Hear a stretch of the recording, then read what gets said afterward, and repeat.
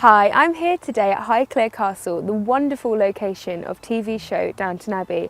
I'm also going to meet and interview the cast, so keep watching and find out all you need to know about Series 2, the past series and everything you want to know about my favourite TV show. So how has Mrs Hughes changed, do you think, from Series 1 to Series 2 now that the war's on? I hope she's not changed that much. Maybe her hairstyle's a bit nicer. I don't know. Well, she's quite interesting. Well, I would say that anyway. She's quite interesting, Mrs Hughes, because she's quite hidebound in many respects, but quite liberal in others.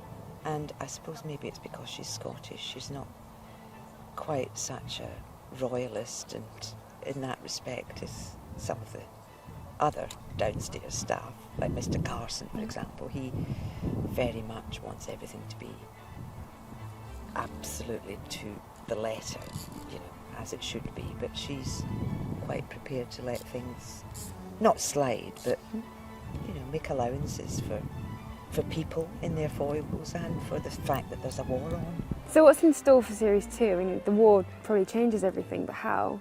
Well, it's a game changer for every character, because life as people knew it in Downton Abbey, it's not the same, because half the So we're more familiar with Sybil from the first series, but Ethel, the new housemaid, she's new. What is the character like, so you can tell our viewers? So I play Ethel Parks, the new housemaid, and she's very naive. She doesn't get on particularly well with the rest of the downstairs staff. She gets up their noses a little bit.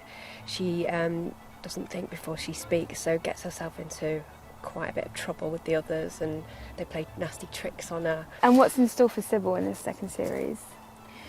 Well, she doesn't really take anything sitting down, and so that passion and drive causes her to sort of to step up and to do something involved in the war.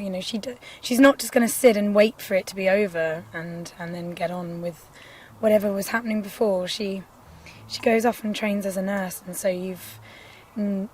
takes on this whole new role. She's a working woman, and she finds that both liberating, and also she's witnessing quite harrowing scenes and dealing with these young men, some younger than her, who have seen things that she can only imagine.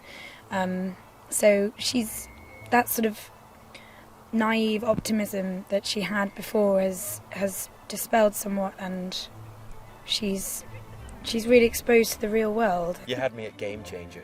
Did you like Game Changer? Yeah, I love it. I like it. Get that one in again. Because on MSN, because people look at a sport and they go, oh, Downton Abbey, so they're still in exactly. that frame of mind. Yeah. No, get it in again. Sorry, I'll try not to laugh. I just got the giggles. Have you ever thought about going into comedy, you two? We might after this. Yeah. When they go, right, them two. You know what? I reckon they won't bring us back for season 2 because how disgracefully behaved we've been. Yeah. So what's in store for Anna in the next series? Well, all sorts actually. She gets quite. Her life becomes quite eventful in Series 2 actually. Obviously with the war on, there's a lot of things happening and dramatic things happening, and then also within Anna's life, there's quite a few ups and downs in Series 2. Yeah. The war changes everything for every character, because life as people knew it in Downton Abbey changes. You know what? I was doing my Marla. No, this is it, third time. So how do you think the war has changed, like the pace, the tone of the next series? Well, I suppose the obvious difference is that, it was so clear in the first series, wasn't it? How the order of the house was very set, and there were certain things you could do and certain things you couldn't do, and people all had their own jobs, and it was very, very rigid. And as you can imagine, when a lot of the young men are off at war, people have to pitch in and do things they wouldn't have done before. They've got new people in who are maybe not very good at the job. We've got youngsters in the kitchen.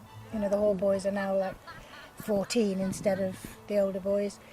She's got helpers in who are not very good. So that causes a bit of frustration. But things have all had to change, and they've all had to be flexible with what they do. Yeah. Yeah, but you actually got to complete a sentence. Yeah, I will. That's right. Okay, all right. No, she first.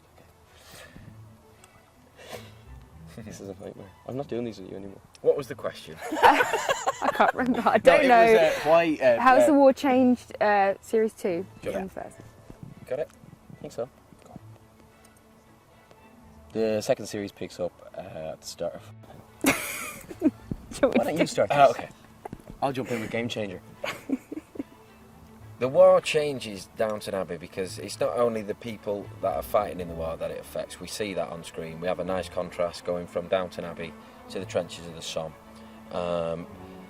We also see the dynamic, how it changes people back home, how they were affected by the war. Because often when we see things that touch on the war, it focuses quite rightly heavily on the people who are actually in the trenches fighting for their country. But there was a massive impact and effect back home. On the people, and we get to see that, how it changes Downton Abbey, brings down social structures and barriers that were there before. Everyone, that you mentioned before, everyone has to pitch in.